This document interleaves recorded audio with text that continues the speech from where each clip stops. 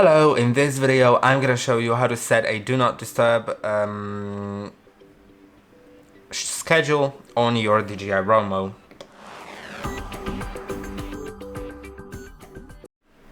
If you'd like to schedule a do not disturb, then you can simply go to the settings in top right corner, go to general settings and find do not disturb. Which means that during those times robot doesn't announce or perform automatic dust collection, so you can enable that, and you can see lower the volume will be lowered to 10% and dust collection will not be performed automatically, so you'll need to collect it manually if needed.